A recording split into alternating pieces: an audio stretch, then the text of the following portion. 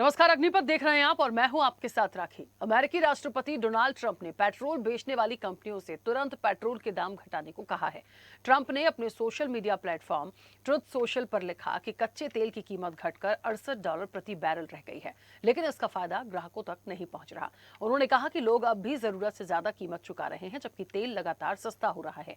उन्होंने कंपनियों से पेट्रोल की कीमत करीब $2.50 प्रति गैलन तक लाने की अपील की है। ट्रंप ने कहा कि ग्राहकों से जरूरत से ज्यादा पैसे वसूलना गैर कानूनी है। उन्होंने चेतावनी दी है कि अगर कंपनियों ने जल्द दाम नहीं घटाए तो उन्हें बड़ी परेशानी का सामना करना पड़ेगा। हालांकि ये चेतावनी अमेरिका के लिए है, लेकिन सवाल यही है कि क्या भारत में भी इसका असर दिखाई देगा। दरअसल अमेरिका, इजराइल और ईरान के बीच तनाव बढ़ने के बाद तेल की कीमतों में उछाल आया था। अब कच्चे तेल की कीमतें घट गई हैं, लेकिन पेट्रोल डीजल अब भी महंगा बिक रहा है। भारत में अमेरिका ईरान के तनाव के वक्त ईंधन तेल की कीमतों में इजाफा हुआ था। ऐसे में सवाल तो यहां भी उठता है। ट्रंप का ये बयान ऐसे समय आया है जब वैश्विक तेल बाजार में कीमतों में नरमी देखी जा रही है और ऊर्जा लागत को लेकर राजनीतिक बहस भी तेज हो गई है। देखिए, सवाल तो जायज है। यदि मान लीजिए ये पूरा डिसीजन या पूरा वक्तव्य अमेरिका के लिए हो सकता है, लेकिन समझना पड़ेगा कि यदि कच्चे तेल की कीमतों में गिरावट हुई है या कमी आई है कह सकते हैं, तो फिर भारत के परिपेक्ष में भी इस चीज़ को आगे आना चाहिए, क्योंकि जो भी क्रूड ऑयल की कीमतें बढ़ी थीं वो कहीं ना कहीं इस युद्ध के चलते बढ़ी थी। तो युद्ध तो में तो हर दिन एक कुछ नया अपडेट आता है, लेकिन समझना पड़ेगा कि यदि कच्चा तेल सस्ता हो रहा है तो भारत के परिपेक्ष में भी क्या यहाँ फौरी राहत मिल सकती है। क्या भारत की सरकार इस अमेरिका के फैसले को देखने के बाद इस पर कोई कदम आगे बढ़ा सकती है, क्योंकि कंपनियां जहां तक हैं वो खुद इस पर स्टैंड लेंगी या नहीं, ये कंपनियों का मत है। लेकिन यदि कहीं ऐसा कुछ हुआ है तो सरकार की जिम्मेदारी है कि वो इनसे बात कर सकते हैं। तो ट्रंप की जो नसीहत है, क्या भारत में भी इस पर काम हो सकता है? तो कच्चा तेल फिर भी ग्राहकों से ज्यादा वसूली क्यों, ये एक से बड़ा सवाल भी है। और अमेरिकी सहित जितनी भी तेल कंपनियां हैं उनको ये नसीहत दी गई है। हालांकि प्रथम दृष्टया देखें तो ये पूरा मामला अमेरिका के को लेकर आया है और डोनाल्ड ट्रंप ने अमेरिकी कंपनियों और उन्हीं से ये तमाम बातें कही हैं कि आप क्रूड ऑयल जो सस्ता हुआ है वहां पे आप पेट्रोल डीजल की कीमतों को भी कम करिए, क्योंकि यह गैर कानूनी होगा कि सस्ता होने के बावजूद यदि आप ग्राहकों से ज्यादा वसूली करते हैं। अब सवाल इस बात का है कि ये तमाम सिचुएशंस क्यों बनी थी? मिडिल ईस्ट के तनाव के चलते। तो मिडिल ईस्ट के तनाव के चलते यदि अमेरिका के ये हाल थे या बाकी देशों के ये हाल थे, तो भारत में भी यही हाल है। पेट्रोल डीजल की कीमतों में इजाफा हुआ, एक बार नहीं कई बार हुआ। तो सवाल इस बात का है कि क्या यहाँ भी इस चीज पर काम हो सकता है, और नहीं हो रहा है अभी तो क्या उनकी इस नसीहत के बाद भारत इस पर संज्ञान लेके क्या भारत की जो तेल कंपनियां हैं उस पर बात की जा सकती है, और क्या एक फौरी राहत कहीं ना कहीं जो लोग हैं, आम लोग हैं, उनको मिल सकती है? इसी पर हम चर्चा को आगे बढ़ाएंगे। मेहमान जुड़े हैं, सबसे पहले आपका परिचय करा दें। भारतीय जनता पार्टी का पक्ष रखेंगे विवेक श्रीवास्तव। विवेक जी, बहुत स्वागत चर्चा में जुड़ने के लिए। कांग्रेस का पक्ष रखेंगे पवन डोंगरे। पवन जी भी अब से कुछ देर में हमारे साथ कनेक्ट होंगे, उनका भी स्वागत है। आर्थिक मामलों के जानकार हैं डॉक्टर लोकेश भारतीय। लोकेश जी, आपका भी बहुत स्वागत है। चर्चा की शुरुआत लोकेश जी कनेक्ट है? चलिए भारतीय जनता पार्टी से करेंगे। लोकेश जी अभी कनेक्ट है। विवेक जी, मुझे सुन पा रहे हैं? विवेक जी, मेरी आवाज पहुंच रही है? मैम मैं कनेक्टेड हूँ ma'am. I hope I am audible. I am audible. Lokesh ji एक सेकेंड, एक सेकेंड। विवेक जी मुझे जी सुन जी पा रहे हैं? अनम्यूट करिए विवेक जी। चलिए एक बार फिर से कनेक्ट करते हैं। लोकेश जी कनेक्ट है हमारे साथ। लोकेश जी मुझे सुन पा रहे हैं?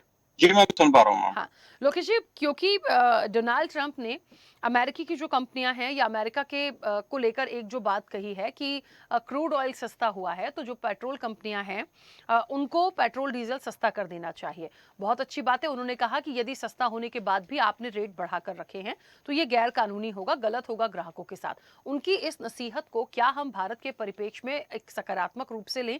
क्या उनकी इस नसीहत को भारत सरकार यदि सोचती है, यदि क्रूड ऑयल सस्ता हुआ है तो वहां की जो भी स्थितियां होंगी, लेकिन भारत के परिप्रेक्ष्य में भी क्या यहाँ पर पेट्रोल डीजल के रेट कम होना चाहिए, और यदि नहीं होते हैं तो क्या इसको संज्ञान में लेकर सरकार को इस पर एक कदम आगे बढ़ाना चाहिए? ये होगा या नहीं होगा? क्योंकि युद्ध के चलते ये तमाम चीजें हुई थी, तो वो स्थितियां तो आज भी हैं। मिडिल ईस्ट का जो तनाव है वो अप एंड डाउन बना हुआ है, लेकिन पेट्रोल डीजल की कीमतों में यदि क्रूड ऑयल सस्ता हुआ है, उसको लेकर यदि हम भारत के परिप्रेक्ष्य में समझे तो कैसे देखते हैं?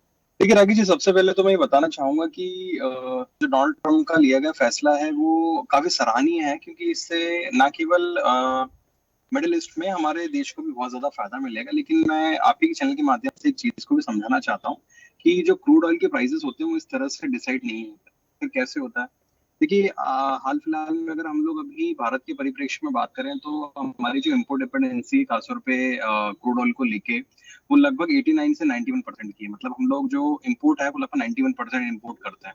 तो 100 में से जो 91 हिस्सा है वो हम लोग इम्पोर्ट कर रहे हैं, नंबर एक चीज।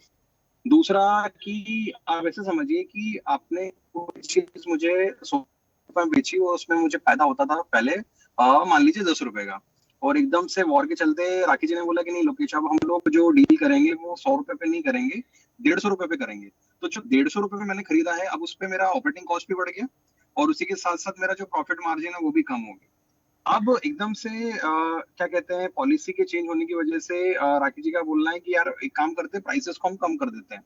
तो मैं ये चाह रहा हूँ as a individual, as a businessman, मैं ये चाह रहा हूँ कि जो मेरी इन्वेंट्री है जो मैंने 150 रुपए में खरीदी थी और उसमें मेरा जो प्रॉफिट मार्जिन कम हो गया था, पहले मैं उस इन्वेंट्री को खाली करूँ। ठीक है, आपने अभी बोला है कि पेट्रोल के प्राइसेस कम हुए हैं या आपको कम करने हैं, ठीक है, मैंने मान लिया कि पर बैरल प्राइसेस जो है वो कम हो जाएंगे। लेकिन पुरानी एंट्रीज का क्या?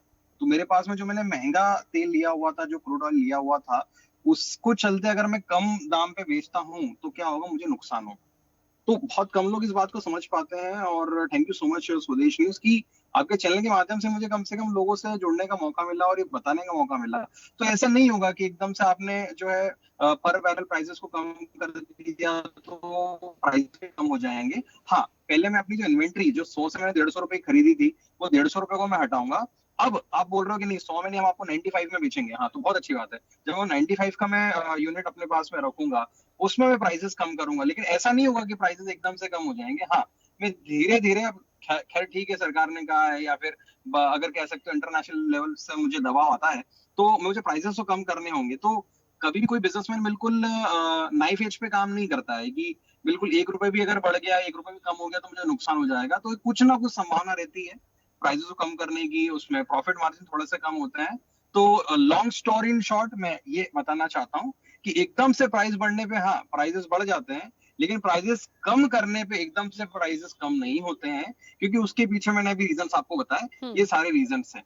अब भारत के परिदृश्य में देखा जाए तो निश्चित रूप से भारत को इसका फायदा मिलेगा और मिलना भी चाहिए, क्योंकि हम लोग, मैंने बताया, इंपोर्ट डिपेंडेंट कंट्री है। तो 91% अगर हम इंपोर्ट कर रहे हैं और उसमें अगर थोड़ा बहुत भी हमें कह सकते हो थोड़ी बहुत कमी मिलती है, प्राइसेस में कम मिलती है, तो इसका प्रत्यक्ष रूप से फायदा जो है क्या होगा, भारत को होगा। और आप कह सकते हो कि जो प्राइसेस एकदम से बढ़े थे, खासतौर पे जो एफएमसीजी गुड्स के प्राइसेस बढ़े थे, या इन जनरल जो हमको इन्फ्लेशन देखने को मिली थी, वो कुछ लेवल तक हम कह सकते हैं कंट्रोल में होगी। और मैं उम्मीद करता हूँ कि मैं आपके प्रश्न का जवाब भी दे पाया। ठीक है, चलिए राखी जी। वापस आऊंगी जल्दी से। विवेक जी मुझे सुन पा रहे हैं? विवेक जी अनम्यूट करिए, आपकी आवाज नहीं आ रही है। नहीं विवेक जी, आपका ऑडियो नहीं आ रहा है, पता नहीं क्यों। पवन जी जुड़े हमारे साथ? पवन जी कनेक्ट नहीं है। ठीक है, आपको फोन पे कनेक्ट करते हैं विवेक जी, ताकि आपसे कम से कम एटलीस्ट इस विषय पर बात हो पाए प्रॉपर। तब तक लोकेश जी, एक और महत्वपूर्ण सवाल है। मान लीजिए इस चीज को हम ऐसे समझें कि अमेरिका से कोई चीज निकल कर आई है और वहां की तेल कंपनियों के लिए कहा गया है, और भारत के लिए आप कह रहे हैं कि बिल्कुल यहाँ भी होना चाहिए, लेकिन उसके लिए स्टैंड कौन लेगा? क्योंकि ये भी तो हो सकता है कि अमेरिका में चीजें क्या हैं, वहां स्थितियां परिस्थितियां ठीक है, वहां पे चीजें हुई हैं, लेकिन भारत में इन चीजों को लागू करने के लिए या इसकी डेप्थ को जाके समझने के लिए कि क्रूड ऑयल यदि सस्ता हुआ है तो हम कंपनियों से बात करें, ये स्टैंड तो सरकार ही लेगी। आपको लगता है अभी इस विषय पर काम किया जाएगा? और देखिए ये बात तो सबको पता है, होना चाहिए, क्योंकि पेट्रोल डीजल के दाम एक बार नहीं कई बार बढ़े और बहुत ज्यादा बढ़ चुके हैं। तो उसमें यदि फौरी राहत भी लोगों को मिलती है तो ये तो बहुत अच्छा होगा, लेकिन स्टैंड तो सरकार को लेना पड़ेगा, क्योंकि खुद तेल कंपनियां कम कर दें ये तो मुझे नहीं लगता। ये खुद कंपनी अपने हाथ से अपने पैर पे कुल्हाड़ी कभी नहीं हाँ। मारेगी, बिल्कुल सही कहा आपने।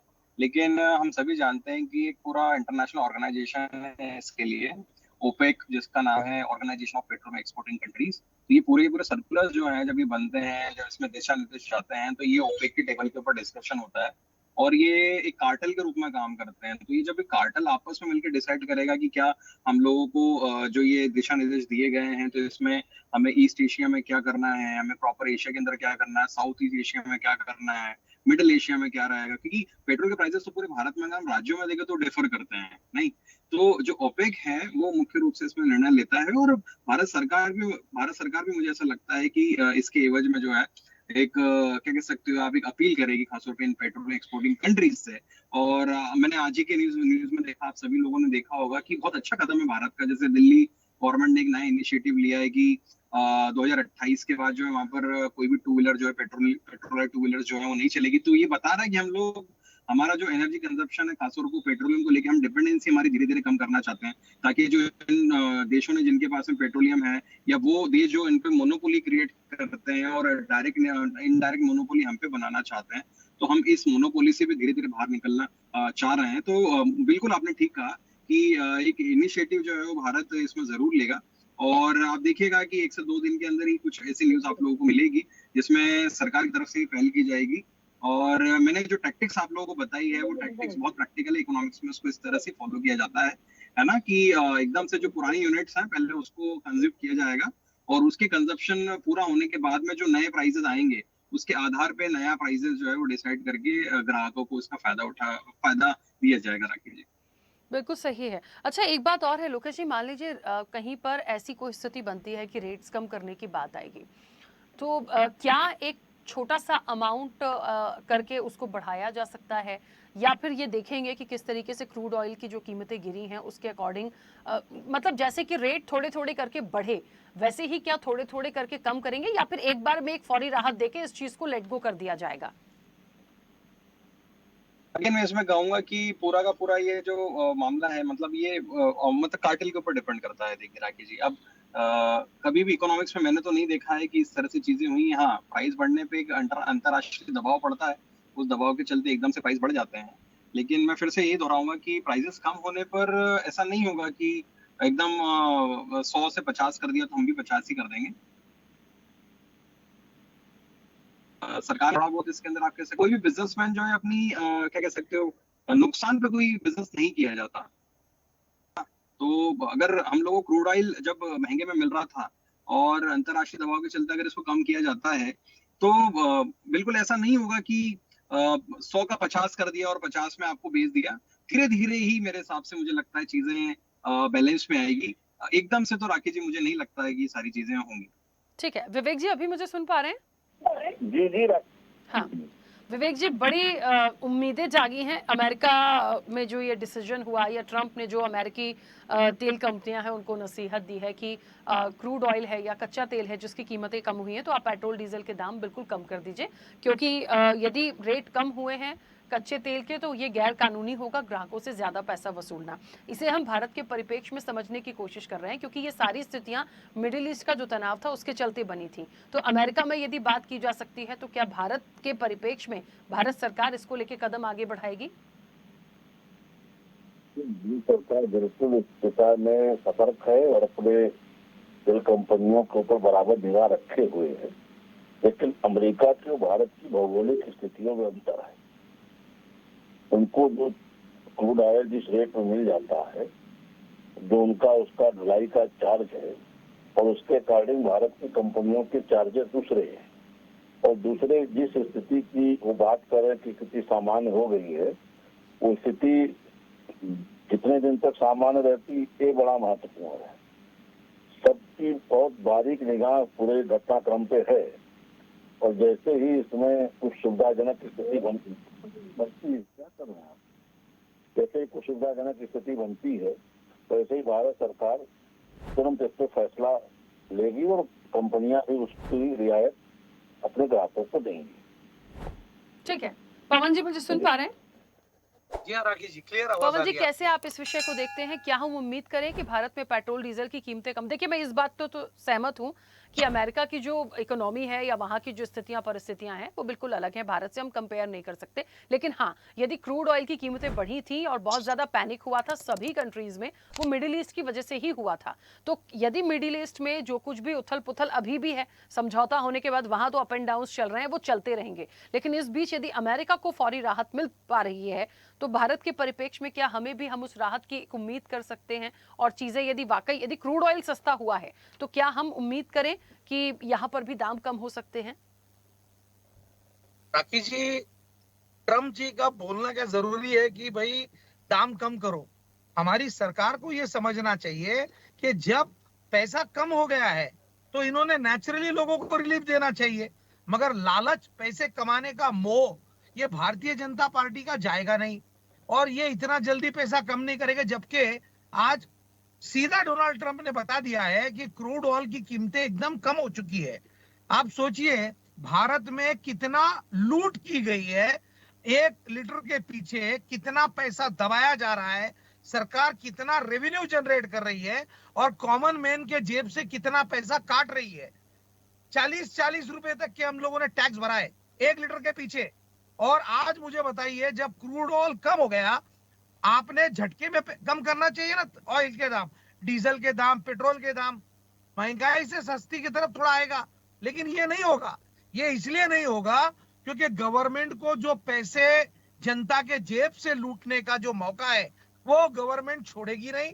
और भारतीय जनता पार्टी अभी डोनाल्ड ट्रंप ने डिक्लेयर करने के बाद में भी ये स्थिति इस तरीके से आ जाएगी कि यूएस में, अमेरिका में डीजल पेट्रोल के दाम कम होंगे और भारत अपनी लूट बरकरार रखेगा।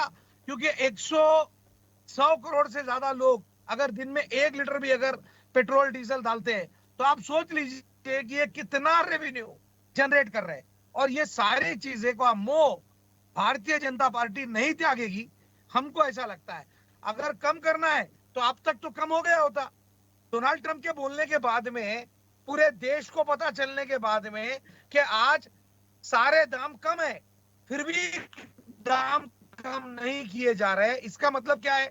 अगर डोनाल्ड ट्रंप डिक्लेयर ही नहीं करते और क्रूड ऑयल का दाम कम भी हो जाता तो बीजेपी की सरकार जनता को इसी तरीके से लूटते रहती थी, और यह सत्य है। ठीक है, हालांकि ये बात सही है कि जो अमेरिका की तेल कंपनियां हैं उनको लेकर ये बात की गई है, लेकिन मैं फिर मिडिल ईस्ट से इसलिए कनेक्ट करूंगी क्योंकि स्थितियां वहां से पैनिक होती हो सकता है भारत में वो चीजें उस तरह की ना हो, लेकिन फिर भी यदि ऐसी कोई बात अमेरिका से आई है तो मुझे लगता है यहाँ पर तत्काल संज्ञान सरकार को लेना चाहिए और देखना चाहिए कि असल में हमारे पास किस रेट के अकॉर्डिंग क्या चीजें आ रही हैं, कितना हमारी डिमांड है, हमारे पास किस रेट पे चीजें हैं, और यदि असल में हमें लग रहा है कि राहत है तो क्यों ना हम थोड़ी सी फौरी राहत लोगों को दे दें। बिल्कुल बात की जा सकती है, नजर रखने की तो बात ही है, हम बिल्कुल इसको लेट गो तो नहीं कर सकते। विवेक जी कुछ कहना चाह रहे थे, बोलिए। तुरंत आरोप प्रत्यारोप उतर आते हैं। इन्हें कुछ कहने से पहले सोचना चाहिए कि भारत सरकार ने अपनी एक्साइज ड्यूटी डीजल पे शून्य कर रखी है और हमारी स्टेट गवर्नमेंटों ने सबसे ज्यादा, भारत सरकार ने भी अपने टैक्सेस में कमी की और स्टेट हमारी जहाँ सरकार है वहाँ भी हमने स्टेट वेट में कमी की, और इनकी सरकारों ने एक फूटी कौड़ी अभी तक किसी स्टेट में डीजल पेट्रोल पे डिस्काउंट देने की कोशिश नहीं की जनता को। तो ये केवल आरोप प्रत्यारोप की बातें अच्छी बात नहीं है, तथ्यात्मक बातें होनी चाहिए और सरकार की सारी स्थितियों पर बारीक निगाह है। सरकार के जैसे ही स्थितियां सुविधाजनक दिखेंगी सरकार इसको तुरंत फैसला करेगी। एक छोटा सा सवाल और है इस पूरी चर्चा में, सरकार का जो एक मत आया है, लोकेश जी बहुत एक संक्षिप्त प्रतिक्रिया, क्योंकि हालांकि ये विषय थोड़ा बड़ा हो जाता है बट फिर भी थोड़े थोड़े से पॉइंट्स आएंगे तो लोगों तक पहुंचेंगे। पेट्रोल में यदि 20% एथेनॉल मिलाना एक एक्सपेरिमेंट है और अगले साल तक पता चलेगा कि ये कितना फायदा देगा, कितना नुकसान देगा, लेकिन अभी तक जितना इसको एक्सपेरिमेंट किया जा रहा है या बताया जा रहा है सरकार की तरफ से कि 1.4 लाख करोड़ रुपए से ज्यादा की विदेशी मुद्रा की बचत हुई है, तो आने वाले समय में तो ये बात बिल्कुल सही हो जाएगी कि यदि हम एथेनॉल का मिश्रण करेंगे, मान लीजिए पेट्रोल में 20% एथेनॉल मिलाने का लक्ष्य भी तय समय से 5 साल पहले पूरा कर लेते हैं, तो इन सारी चीजों से कितना इफेक्ट पड़ेगा, क्योंकि ये मिश्रण होगा और फिर लोगों को आने वाले समय में क्या हम देखें कि बड़ी राहत होगी, क्योंकि अभी तक जितना भी सुना है अलग अलग तर्क हैं इस पर। देखिए राखी जी, एक इकोनॉमिक्स में टर्म होती है जिसको हम लोग बोलते हैं ERDA, इफेक्टिव रेवेन्यू डेफिसिट। अब इसका क्या मतलब होता है, जैसे आप E20 की बात कर रही हैं, बाहर के देशों में अगर हम लोग देखें तो वहां पर कंज्यूमर के पास में ऑप्शन है ना, या तो वो प्योर पेट्रोल डलवा सकता है या फिर वो इथेनॉल बेस्ड जो है ब्लेंडिंग वाला पेट्रोल। हमारे पास में कोई ऑप्शन ही नहीं है, सरकार ने कोई ऑप्शन नहीं छोड़ा है, तो आप अगर पेट्रोल पंप पे जाएंगी तो सीधे सीधे जो है E20 आपको डलवाना है। दूसरा, सरकार अभी आने वाले समय में आपने देखा होगा न्यूज में कि E100 भी लेके आने वाली है और कुछ गाड़ी कंपैटिबल भी हैं जो इथेनॉल बेस्ड ब्लेंडिंग के साथ में चलेंगी। मुझे ऐसा लगता लगता है पर्सनली कि अभी हमारी जो व्हीकल्स हैं, चाहे वो फोर व्हीलर हो, चाहे वो टू व्हीलर हो, वो कंपैटिबल नहीं है, खासतौर पे इथेनॉल को लेके। तो आज हो सकता है कि हमको इसका फायदा मिल रहा है, जैसे आपने एक आंकड़ा बताया कि इतना इतना करोड़ का लोगों को फायदा हो गया या फिर हम भविष्य में इतना बचा लेंगे। लेकिन ये जो डेप्रिसिएशन है, क्योंकि जो व्हीकल्स होते हैं, चाहे फोर व्हीलर हो टू व्हीलर हो, डेप्रिसिएटिंग असेट्स। अब डेप्रिसिएटिंग असेट्स की एक सबसे बड़ी प्रॉब्लम क्या है कि जैसे ही वो शोरूम से बाहर निकलते 20% तो वही डेप्रिसिएट हो गया। वहीं पे इंजन अगर कंपैटिबल नहीं है तो पूरी जान तो गाड़ी की इंजन के अंदर है। अगर वो इंजन ही खत्म हो जाएगा, इंजन ही नहीं चल पाएगा, तो लॉन्ग टाइम के पर्सपेक्टिव से देखा जाए तो और उल्टा कंज्यूमर को इससे क्या होने वाली प्रॉब्लम होने वाली है। आप में से बहुत सारे लोग ने इंक्लूडिंग मी, मैंने भी ये देखा है कि खासतौर पे जो हमारे इंजन है वो इतने कंपैटिबल नहीं है, तो गाड़ी का एवरेज अगर देखिए वो कम हो रहा है।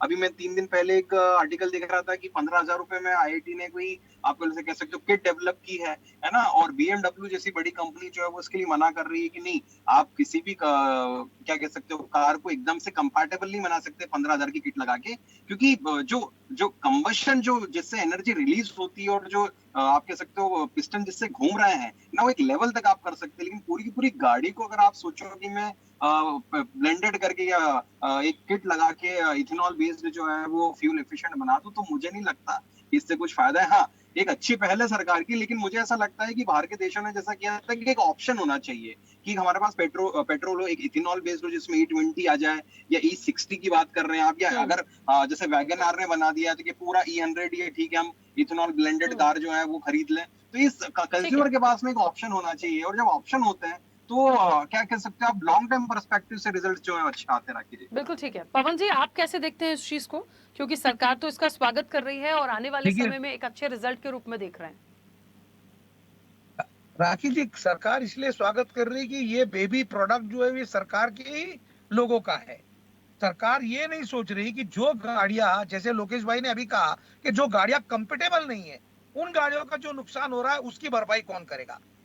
आप बोलिए, लोगों को एवरेज कम मिल रहा है, लोगों के गाड़ी का, आप कोई भी गाड़ी जिसके अंदर ये इथेनॉल मिक्स करके डाला जा रहा है, उसका बैड इंपैक्ट ये आ रहा है कि आज इंजन अपनी लाइफ खो रहा है, और इंजन ये आत्मा है गाड़ी की। वो लोगों को फिर से क्या मजबूर करेंगे नई गाड़ियां खरीदने के लिए।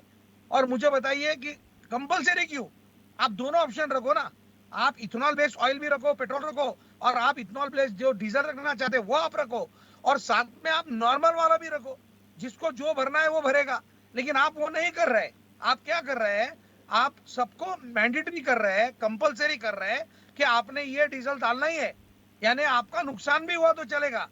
सरकार को अपग्रेड होना है, अपग्रेड होना है, इसका मतलब जो लोगों के पास में कैपेसिटी नहीं है, भारत में आज लाखों करोड़ों गाड़ियां ये ई कंपेटेबल गाड़ियां नहीं है। बड़ी बड़ी कंपनियों की ब्रांड की गाड़ियां, बीएमडब्ल्यू जैसी, मर्सिडीज जैसी, वो भी कंफर्टेबल गाड़ियां नहीं है जो आज शहर में चल रही है। अनफॉर्चुनेटली भारतीय जनता पार्टी ये चीज को समझ नहीं चाह रही है, क्योंकि उनको उनका खुद का स्वार्थ दिख रहा है। ठीक है उनको विवेक जी, उनका बेनिफिट दिख रहा है। ठीक है, क्योंकि समय की सीमा, पवन जी रोकूंगी। विवेक जी, बहुत संक्षिप्त प्रतिक्रिया, क्या इस पर बात की जा सकती है? देखिए, सरकार को ऐसा लग रहा है, उनको लग रहा है एक बेहतर एक्सपेरिमेंट है, आप करिए, लेकिन ये ऑप्शन हो सकता है, जैसे लोकेश जी भी कह रहे हैं या पवन जी भी कह रहे हैं, कि आप ऑप्शन रखिए ना, पेट्रोल का रखिए, डीजल का रखिए, एथेनॉल का अलग रखिए, मिश्रण युक्त आप यदि करेंगे तो फिर मुश्किल है थोड़ा आने वाले समय में। जो कुछ करेगी पूरे एक्सपेरिमेंट से सेटिस्फाइड होने के बाद ही डिसीजन लेती है। सरकार कोई पब्लिक में आके एक्सपेरिमेंट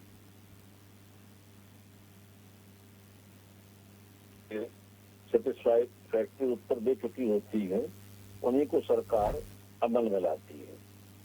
तो जो मित्र हमारे चिंतित हैं, उनको चिंतित होने की कोई आवश्यकता नहीं है। जो कुछ होगा, जो सरकार लेगी फैसला, प्रदेश में लेगी, ठीक लगेगी। चलिए, मुझे ऐसा लगता है जब यदि एक जो बात निकली है कि गाड़ियां खराब होंगी या इस तरह की प्रॉब्लम्स आएंगी, तो जब बहुत ज्यादा आएंगी, अभी 1 साल का तो एक टाइम लिया ही गया है कि अगले साल तक चीजें क्लियर होंगी कि कितना इसका फायदा है, कितना नुकसान है, तब में भी शायद यदि विरोध बढ़े या कोई ऐसी चीजें आती हैं तब उस पर काम होगा। फिलहाल समय हो गया। आप सभी मेहमानों का बहुत शुक्रिया इस चर्चा में जुड़ने के लिए। देखिए, दोनों पहलू पर बात हुई है। पहला तो महत्वपूर्ण बिंदु यही है कि क्या यहाँ पर पेट्रोल डीजल की कीमतें कम हो सकती हैं यदि क्रूड ऑयल सस्ता हुआ है। अमेरिका की तेल कंपनियों को कहा गया है, तो क्यों सरकार इस पर नजर रखकर यहां बात नहीं कर सकती? बिल्कुल देखा जाना वाला विषय, ताकि लोगों को फौरी राहत मिल सके। दूसरा, एथेनॉल की जहां तक बात थी उसके लिए भी एक पॉइंट है, कह रहे हैं कि सरकार ने तमाम चीजों को देख समझ के ही इसको आगे बढ़ाया है, तो अच्छी बात है, इंतजार किया जा सकता है, लेकिन इस पे ऑप्शन होना चाहिए, क्योंकि अब तक जो अपडेट आई है उसमें काफी लोगों को नुकसान हो रहा है, तो थोड़ा सा एक बार उस पर मंथन दोबारा किया जाना चाहिए। चर्चा में इतना ही, बने रहिए स्वदेश न्यूज के साथ। सबसे पहले देश। ऐसे ही वीडियोस के लिए लाइक करें, शेयर करें, फॉलो करें, YouTube पर जाकर सब्सक्राइब कर बेल आइकन दबाना ना भूलें और ताजा अपडेट्स के लिए स्वदेशलाइव.com पर जरूर जाएं।